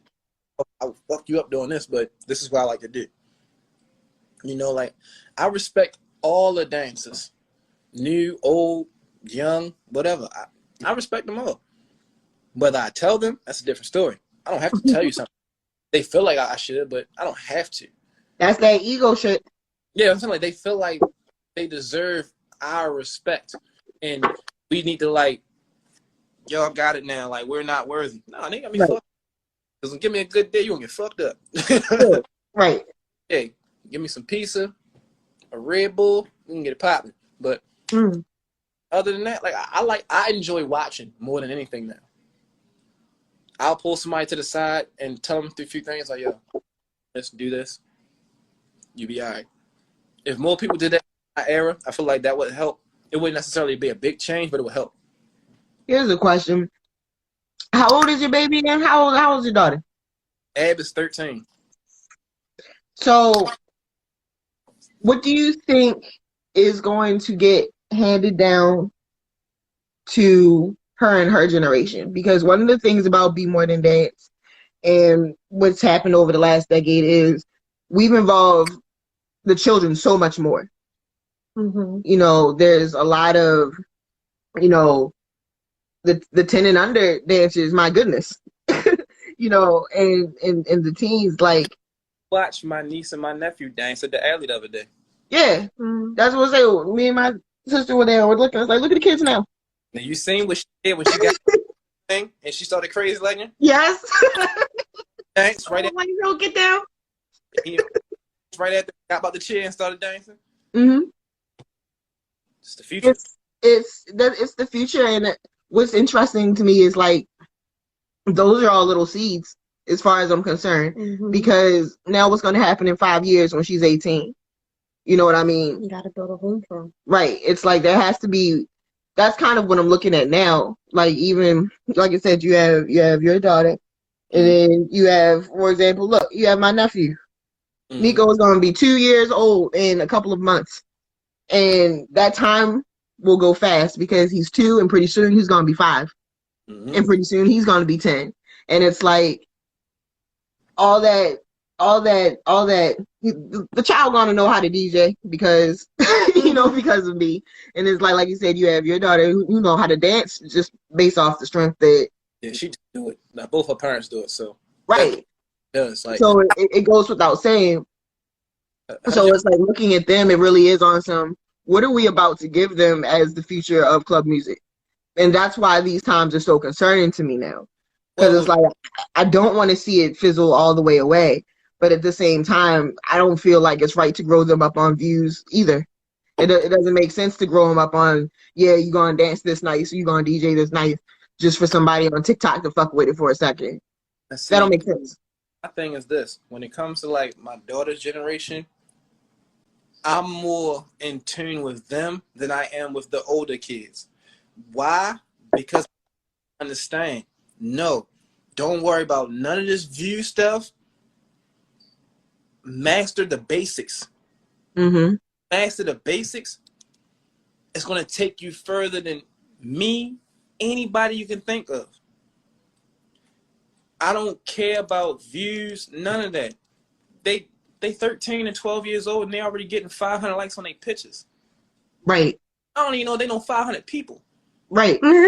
Honestly. Being honest, like my daughter's 13. I go to her page every day and I look at her page and make sure, because I'm a parent. I got 500 likes on her pictures. I'm just like, I don't even get 500 likes. My daughter's more famous than me. Now it's like, now when I go out, instead of them saying, "Oh, ain't you Kai?" No, it's "Ain't you Ad Father?" Like, that shit cool to me. But no, that is like their generation, like they different. Like they are really monsters with it, and that's what that problem with kids. The kids are up. The kids are really up. Like, yeah, y'all think y'all nice, but we kids and we doing exactly what y'all doing, and we look better. Right. Do you think it's our responsibility? See, it's like, how do we not feel like overbearing parent and trying to force them into a lane? Like, it's a whole different world there now. I'm gonna tell you, because I want to see that shit come back so bad. Like, I think that's what it is. I want so badly for 2009 Baltimore to be outside. I want that so bad, but I'm like, I don't. I'm gonna tell you, I'm gonna be completely honest with you. My parenting skills are totally different from everybody else's when it comes to dancing and anything. I tell my daughter all the time, and people try to say I'm wrong, whatever the case may be. If you don't want to dance and you don't feel like dancing, guess what? You don't have to. Can't nobody dance. Why? Because I know what that feels like, being out and people walking to me saying, "Oh, dance." I'm not a fucking puppet. Yes. So, all the time. Hey, you don't want to dance? Guess what? You don't have to. And if I'm not, and people saying, "Oh, no, dance, come on, why you acting like that?" Tell them, call your father. And I bet you they're going to say, "Never mind." But she's my child. I don't have to say nothing to her now. She really just look at people crazy. They be like, "Oh, dance." She be like, "No." And walk off. Like, no. It's my child. I know that. But she still gives the respect to her elders and she will gracefully say, "I'm not dancing today." She'll go in her corner and she'll be dancing to herself. But I never want to put that pressure on my child because of who we are as her parents. Your father won King of Baltimore. Your mother won the first Queen of Baltimore. Who wants that pressure on you? Right. So I would never say, "Oh no, you gotta dance, you gotta do this, so I'm gonna make you do this." Hell no, you do what you want to do. I don't give a damn if she want to be an astronaut. Hey, I'm with you. I'm glad I don't have a son, because if I had a son, it'd be 10 times worse. So it'll be super worse. Like, and she's like my little son to me, so it's like it would Yeah. be worse to me if I had a boy. They, "Oh, you gotta do this, or you do this like your father." I'm like, no, he likes math. You know, like He likes math. Straight arithmetic. me. Other parents be like, "Yeah, I dance. My daughter gonna dance. She gonna be nice like me." I'm like, you was all right. Like, but was you nice though? All right, yo, she nice, but you was all right. Like, You was okay. You were okay.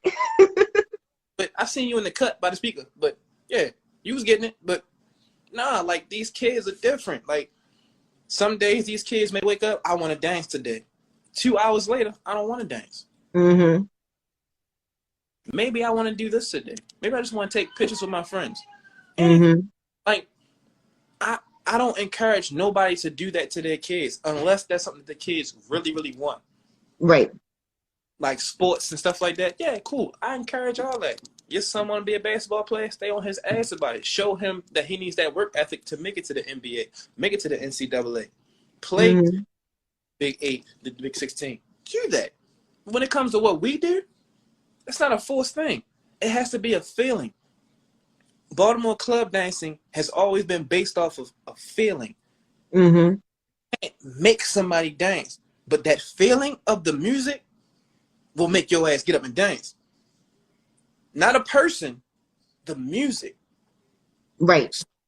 If the music is there for the kids to dance to and they feel like dancing, I'm with you.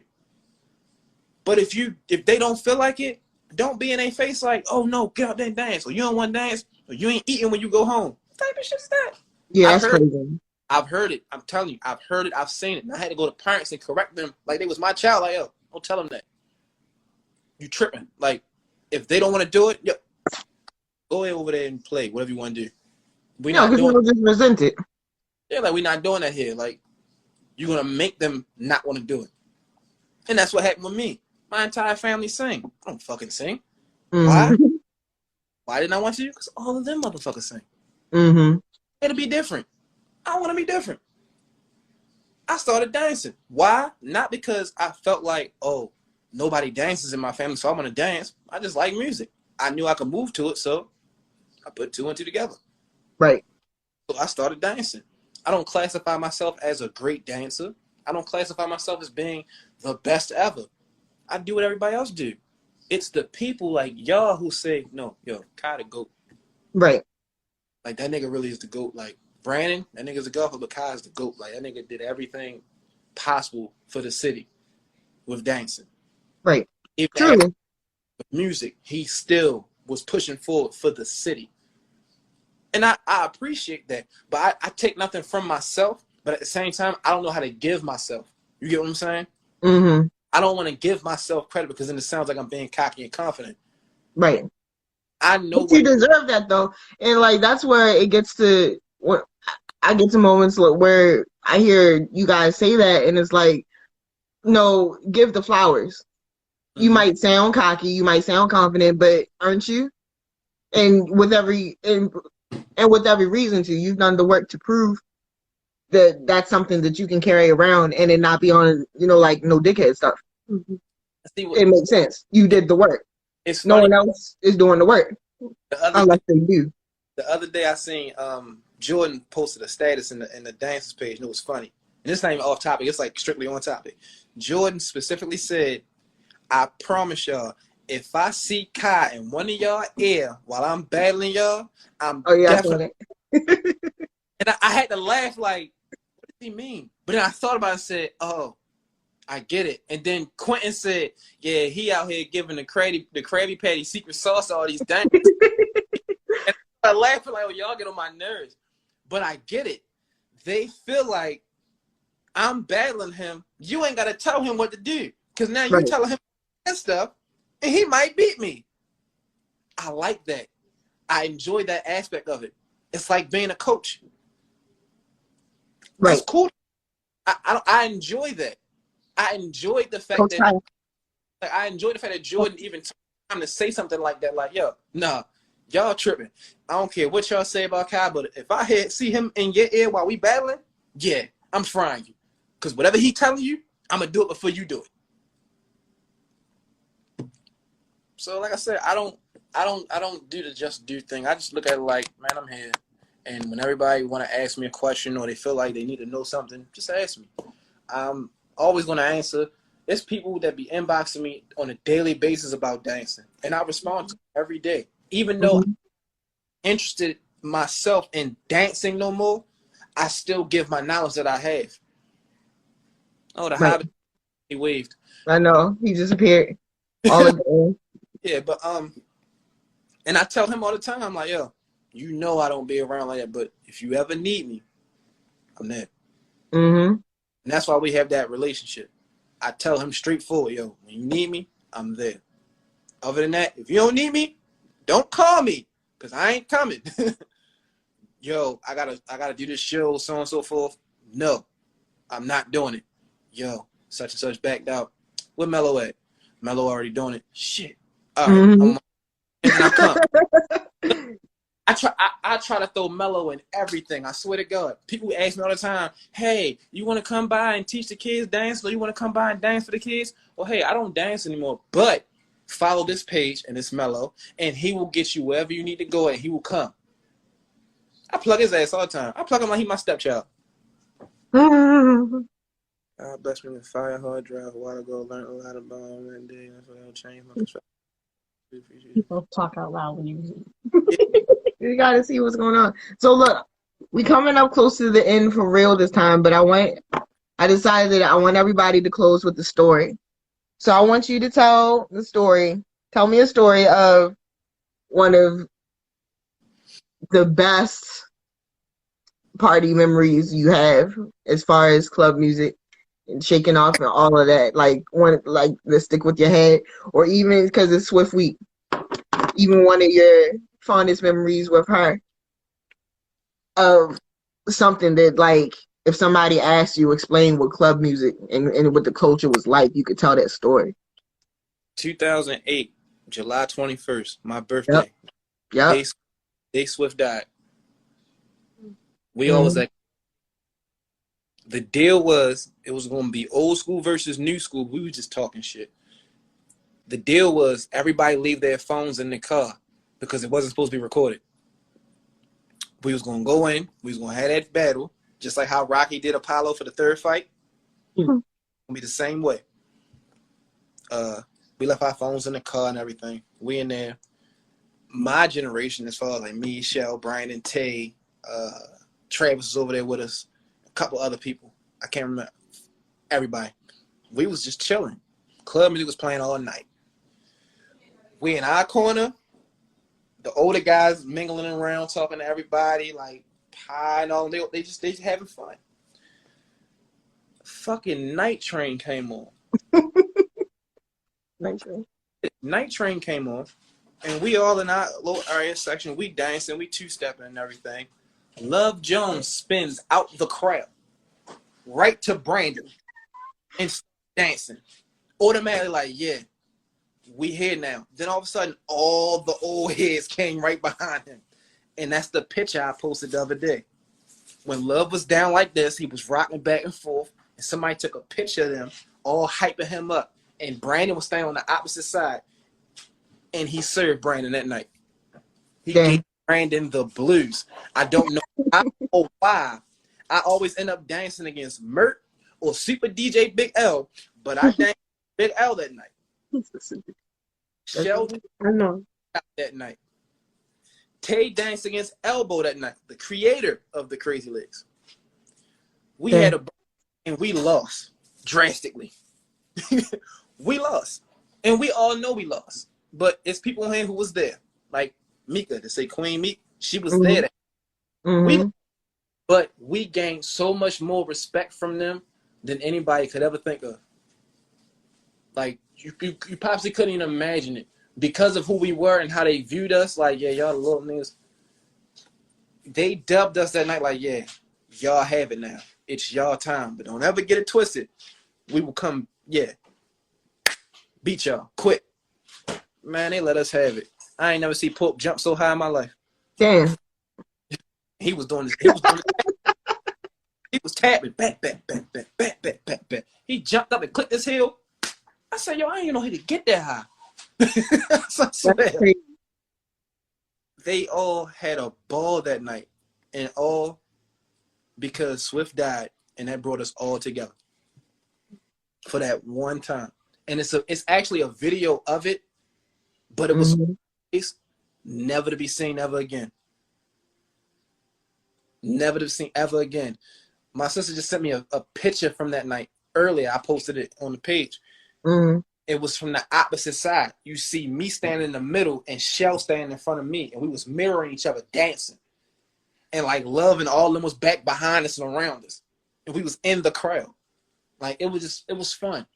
I wish you all could see that video again now so that they can see it like, yo, they really had fun. Yeah.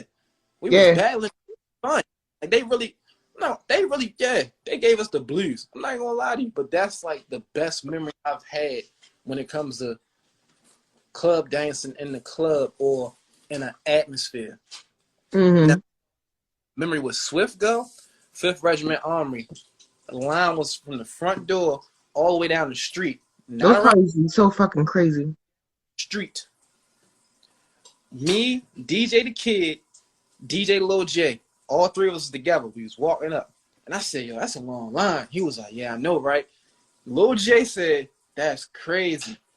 I said, yep. We walked past everybody who walked in. Yo, they was so mad. Like, why they get to go in there first? We've been standing outside for an hour. I'm like, dang. You know, the 5th Regiment Army was big. No, huge. Packed it. It was over capacity. They had to shut the party down. You know what's crazy? My car got towed that night. That's how I remember. That's how I remember. I parked. It wasn't no sign right there, but the sign was laying on the ground. It was like, the sign is right here. How am I going to see that? They don't count. Oh, I got told that night. I'll never forget that. But we got in there and Swift was like, y'all see that line outside? I was like, yeah. She was like, y'all wasn't standing, was you? No. What you mean? And she was like, all right.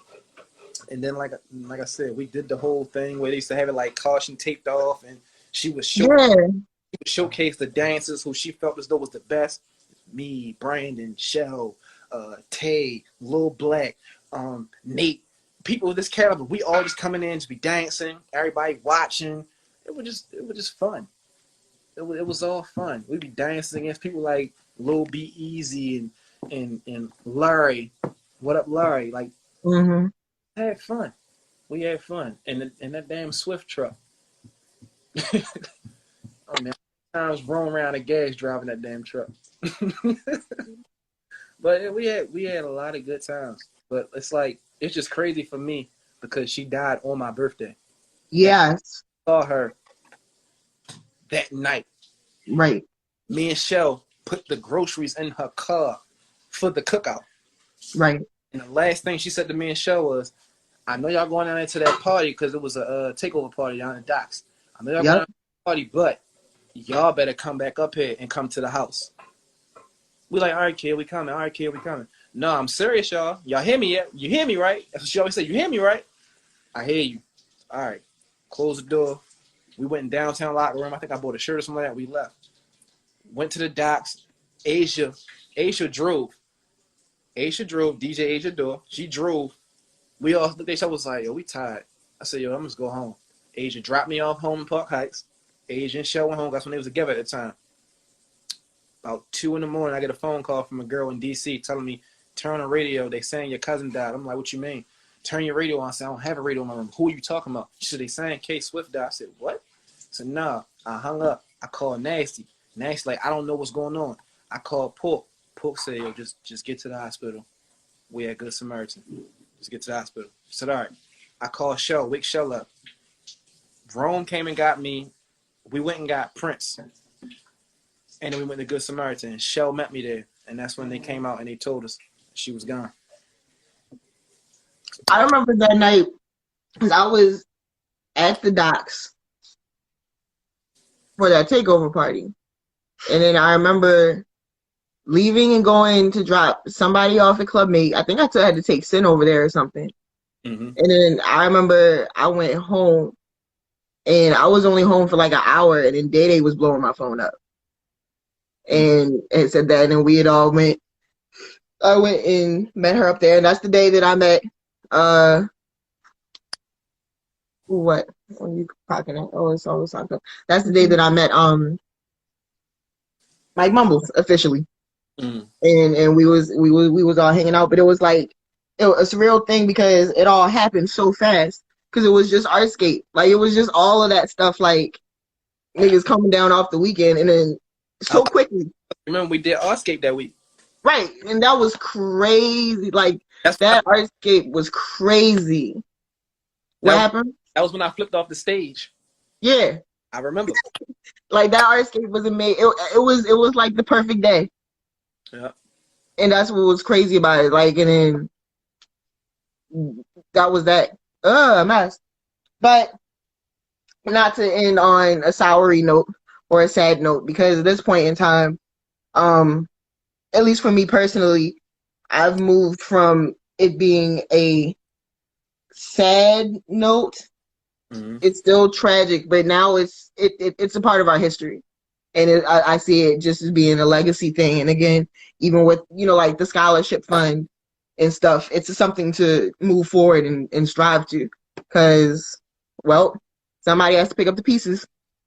Yeah. Oh, we paid this. I just checked. And we haven't done a good job of that so much.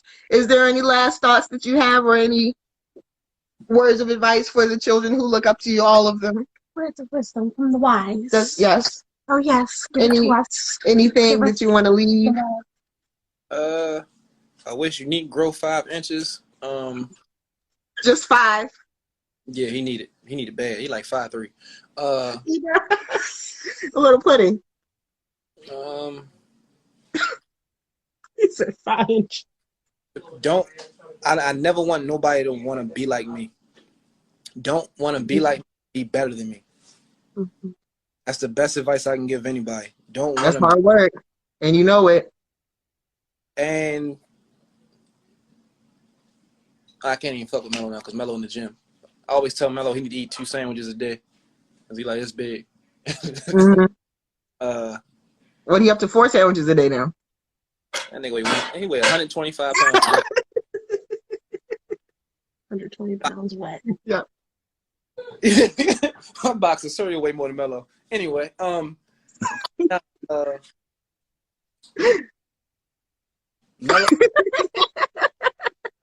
be the best person that you can be, and stop worrying about everybody else's opinion of you. Yes. You. The more you be you, the more you'll see you're respected. That's why I'm so respected, because I never cared about what nobody thought about me. I was just me. 24/7, 365, 66 on the leap year. I can give you the sweet and innocent Kai where I'm just chilling and we friends and we having a ball. And I can also turn to that hood nigga where as though I go back to my gang mentality, banging days. And it's like, it's a switch. Mello got to learn to stay focused on himself. And that's the best advice I can give to him. Number 8. Mm-hmm. That's the best advice I can give him. And I see y'all Sunday at the alley. Ooh, there's an alley on Sunday. What time? Same time, I believe. It'll be 6:30 or 6 o'clock, something like that, I think. I'll be coming there. Let's go to that. When I come down, it's gonna be a bunch of bikers with me. But yeah. Who else? And my last final question, when we have the time and we don't run out, who do you think would be awesome to interview? Coming up next week, I have James Nasty. Mm-hmm. I have DJ Ye. Mm-hmm. And then I have in the wings Scotty B. And Samir. Yay! I might. Okay, Um, Shell, I'll be there. Show. Okay. Brandon. Did you do Buck already? No, but he did pop up in here earlier and said that he's down, and I know that that's definitely somebody Yeah. who I want Do to Buck. 'Cause pull. Buck can ask Buck the question about sneaking me in the club when I was younger. There we go. Under the coat. He got the stories for you. Trust me. Yeah, where is McLovin? He Somebody just said. he going through life things right now. He's alright. But Okay, he's around, but he's just going through life things. But as long as he good. yeah, he good. I talked to him like last week. Yeah. I'm gonna try to make it have like a veteran each week, and then like a dancer each week, or like a veteran or like a DJ each week. I'm listening. Veteran and new face. Yeah. You're just a random nigga. I understand. Not a random nigga, because you're not a random nigga. But there are a lot of random niggas that I will absolutely, Stop because calling Tay. That was never his name. He put the money sign in between Young Tay. I hate when y'all do that. Oh my God. what do you say? Hold on, I missed it. Yeah, he keeps saying Young Money Oh, Tay. Young Money say.